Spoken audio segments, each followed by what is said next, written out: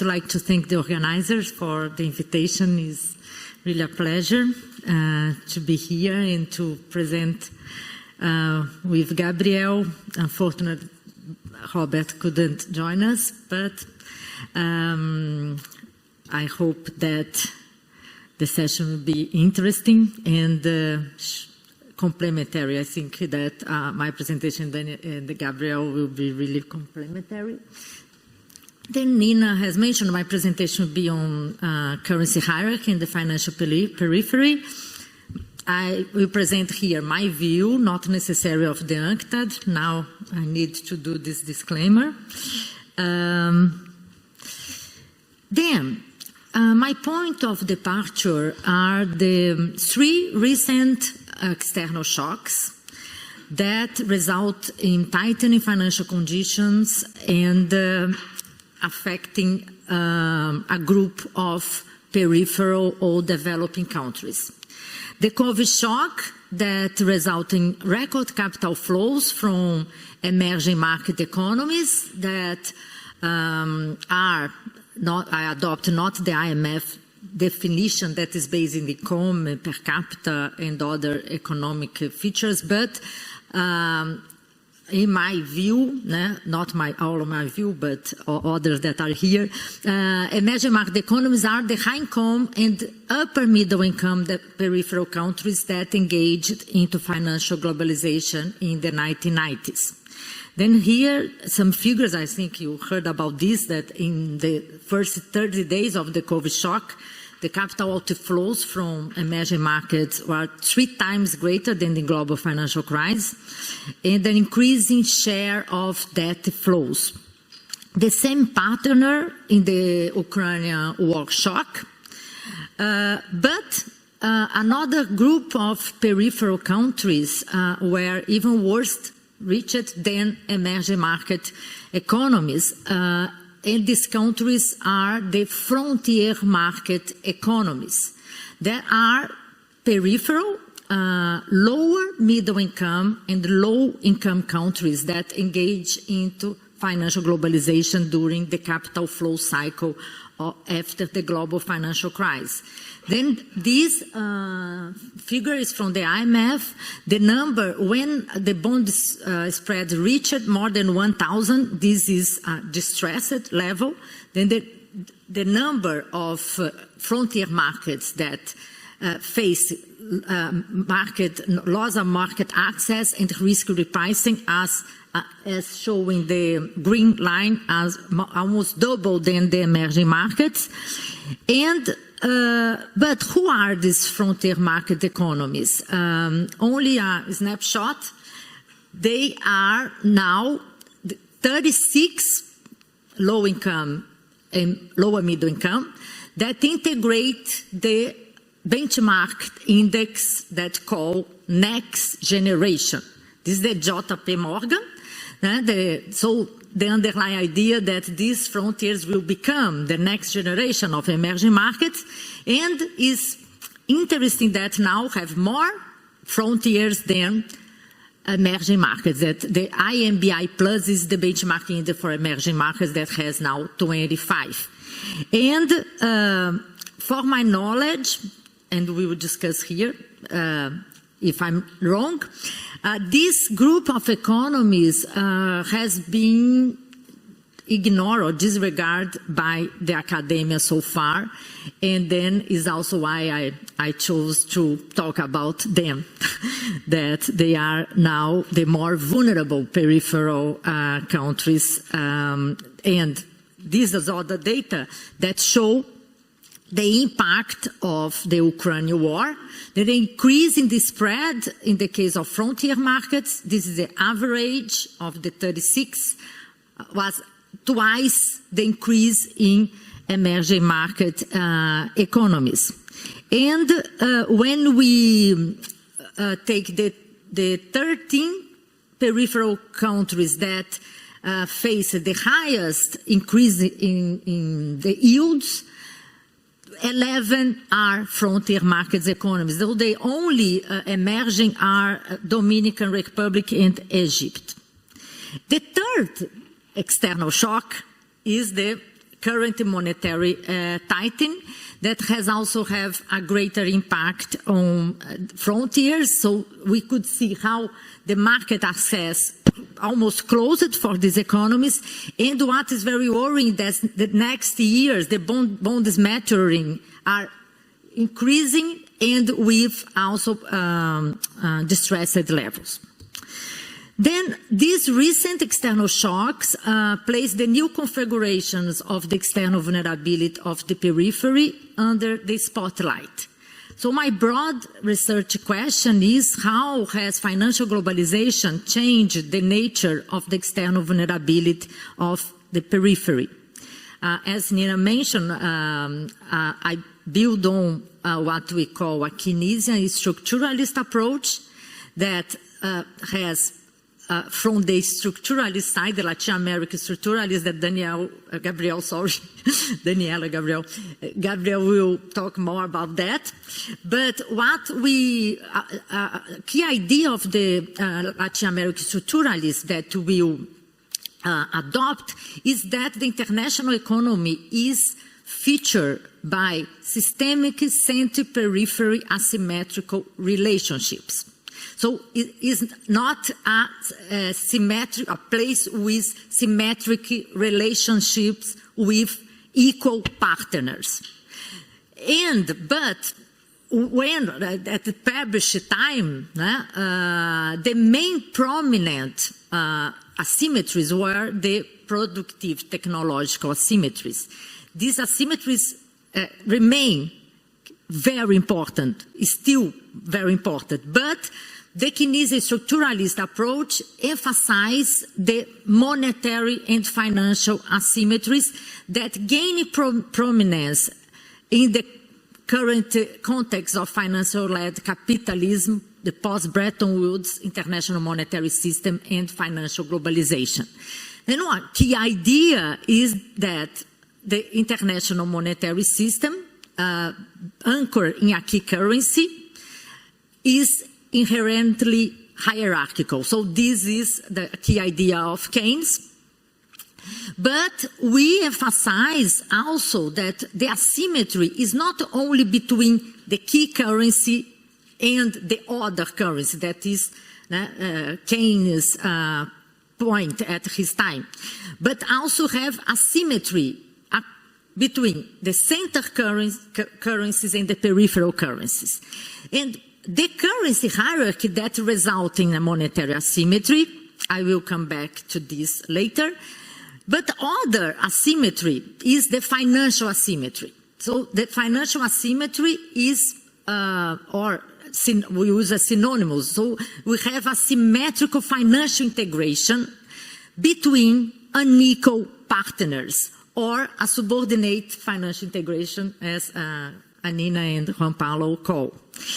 But so far, this approach has focused on emerging market economies. And my research now is focused on what I call financial periphery, that encompass two groups of peripheral countries that are emerging markets and the frontier markets. The hypothesis, my hypothesis that I will try to I will develop in this presentation, is that the center-periphery dynamics of financial globalization result in a changing patterns of the financial asymmetry over the capital flow cycle since the 1970s. So this changing pattern involve a new transmission channel to emerging market economies. And I will not talk about this in the presentation, I don't have time. But this new transmission channel, this idea is developed in a paper co-authored with Luis Fernando de Paula and Barbara Fritz, that I think they are here, I'm not seeing. Then just published in the EGEP. And this changing pattern also results in the inclusion of new partners in the financial globalization. And in this presentation, I will focus on this consequence of this changing pattern, so the inclusion of the frontier market economies. Then what, since I joined UNCTAD, that I discovered the frontier markets, and since then I'm very, very worried with this group of economists.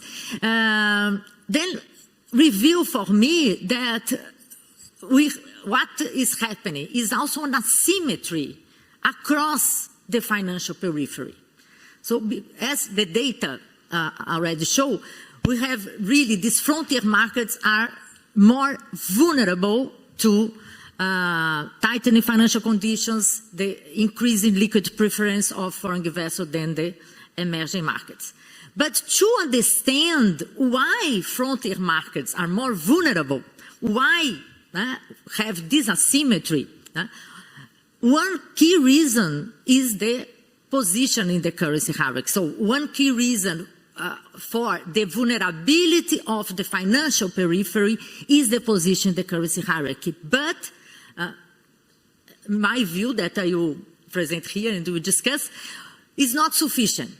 So only the position in the currency hierarchy doesn't explain this higher vulnerability. Then I propose that this asymmetry is related with the position of the two group of countries in what are called the financial hierarchy.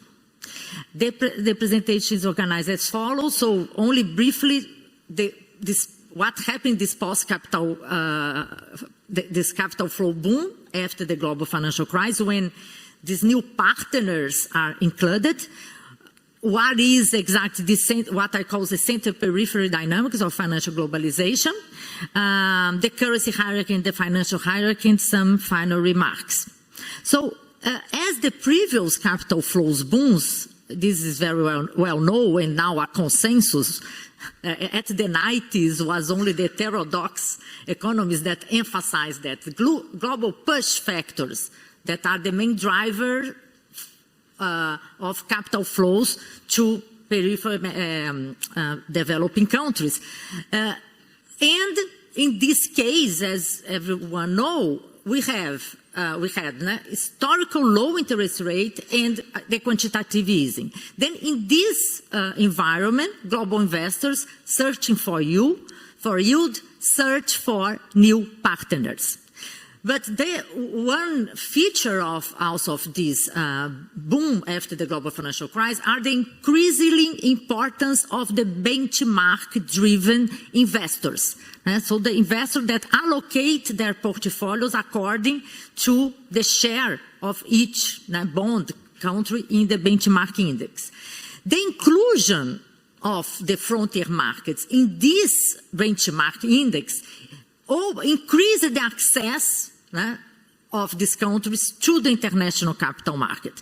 Because how this works, when a country issues a first bond, a sovereign bond, then this bond could be included in the benchmark. And then when it's included, the benchmark-driven or passive funds will allocate a share in this sovereign bond of this frontier. Then this opens even more the access. So we have a virtual or vicious cycle, depending on the point of view.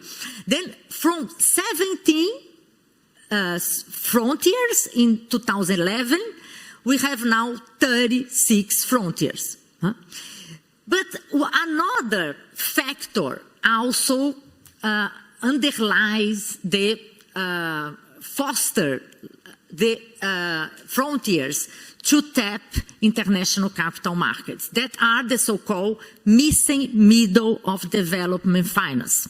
What is the missing middle? When a low-income country graduates in the income scale, because income per capita, these countries lose access to official development assistance, to concessional finance. But they still need external finance because balance of payment constraint, and also because they don't find finance at cost and maturities, in better cost and maturities in the domestic market. Then we have also these pull factors that underline the increasing number of frontiers. So far, frontiers, the sovereign debt of frontiers are concentrate in hard currency bonds. Then bonds issue in the international market in foreign currency. While emerging markets during these booms, this last boom, increase the share of domestic sovereign bonds, the share of foreign investors in the domestic sovereign bond markets. This figure is now from Global Financial Stability Report of the IMF. The presentation was ready, and so it was nice that I have this additional data.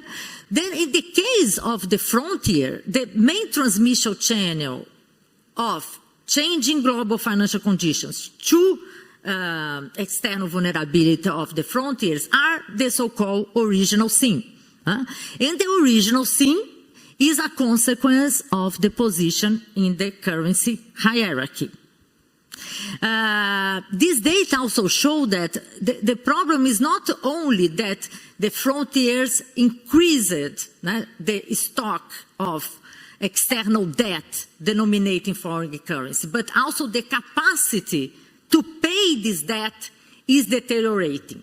Then now the two groups of frontiers spend the double of government revenues in pay. The PPG debt is the public and public guarantee debt. So they spend the double of the government revenues paying the service of the PPG debt, then emerging markets, then the group of leaks and of low middle income countries. And the 4 countries that are now in the 4, that 3 negotiating with the G20 common framework, that are Ethiopia, Zambia, and I forgot to, and Ghana, and Suriname and Sri Lanka that are also in debt distress, and Pakistan that is almost in debt distress. All of these countries are frontier market economies. But what is the central periphery dynamic of financial globalization? What happened since the 90s when emerging markets joined? We have both a decreased profitability of emerging market bonds, external bonds, and also a decreased volatility. It's still very profitable, very volatile, but we have a decreasing trend. Why? 3 reasons.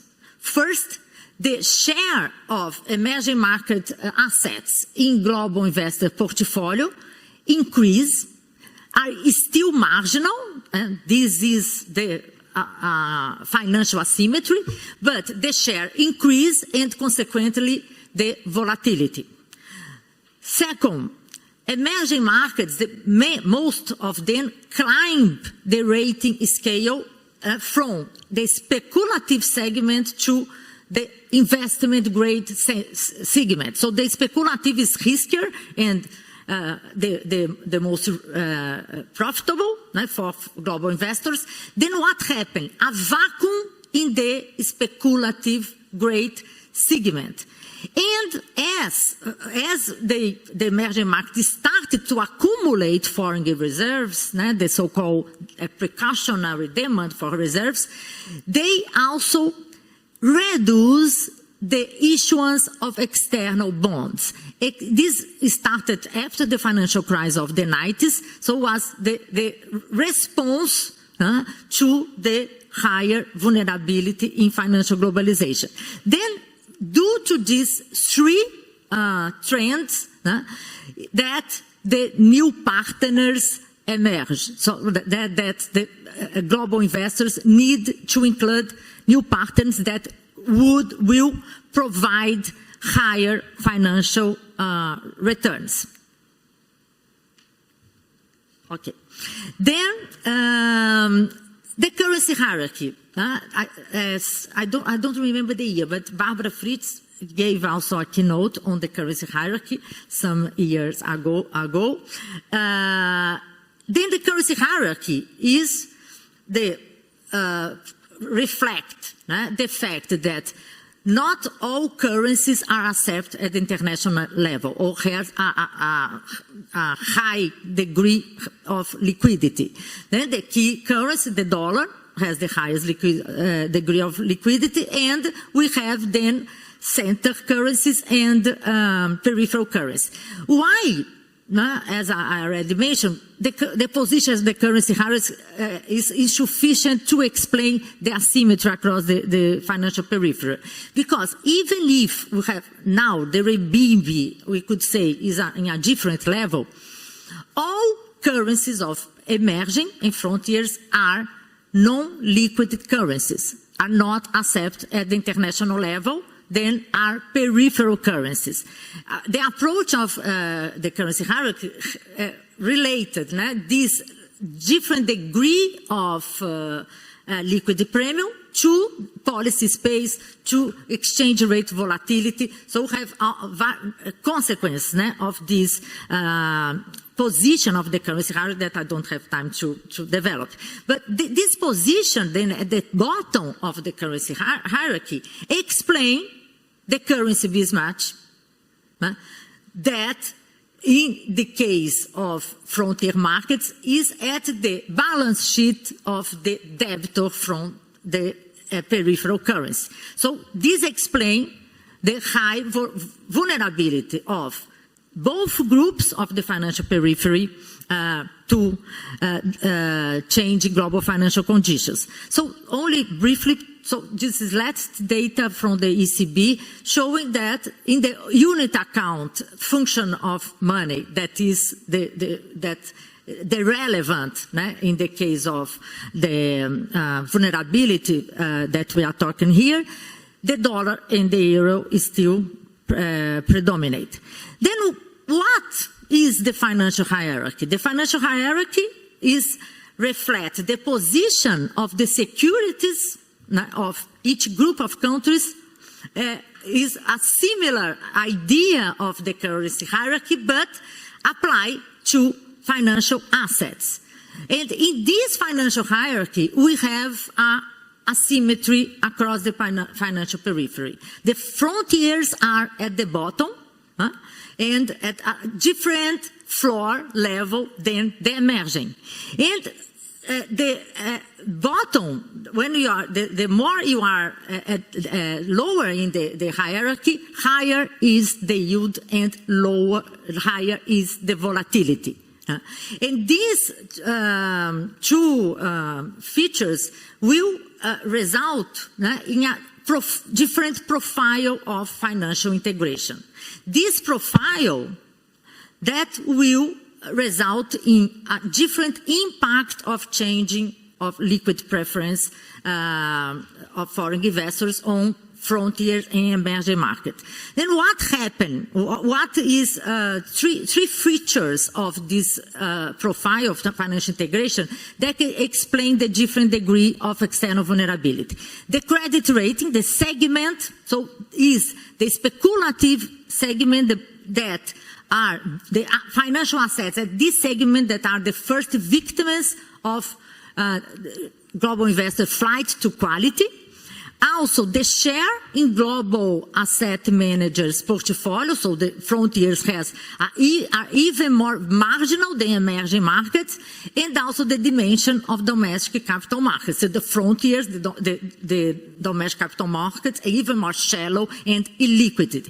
Then, only to summarize, I like the metaphor of Randy Haldane of the big fish in the small pond. And the big fish are the capital flows to the periphery. And the small pond are the dimension of the sovereign bond market of the domestic capital market. And frontiers are even a smaller pond than emerging markets. So this is my explanation that we'll discuss. So only to my final remarks. Then the frontier markets economies are these new partners, but they face greater balance of payment constraints and greater developed financial needs than emerging markets in the 1990s. And then they are even more vulnerable to the financial asymmetry of financial globalization. They are facing now a risk of cascading defaults, but a much more complex creditor base than is well known. The bondholders, China, also high share of multilateral debt that in the case of these economies, and we still with international financial architecture without a multilateral legal framework for that restructuring and relief. Then this, using also the Latin American structuralism at the 50s, the 60s, the Latin American economies faced a development paradox. So they need external aid and external finance to industrialize, to reduce the dependence on external debt and external finance. At that time, the periphery was functional and independent to the center. So functional because are the markets for manufactured goods, and dependent because need the center to export commodities. Now, the periphery is dependent to the center to get external finance, but also functional to provide financial returns. But these economies need to external aid and finance to achieve the climate resilient external structural transformation. Then, to solve this development paradox, we don't need only a reform of the private international financial system. We also need a reform of what I call the public international financial system. So, official development assistance, bilateral concessional finance, multilateral development finance, because otherwise we will have new partners, even more poor and vulnerable developing countries. Thank you.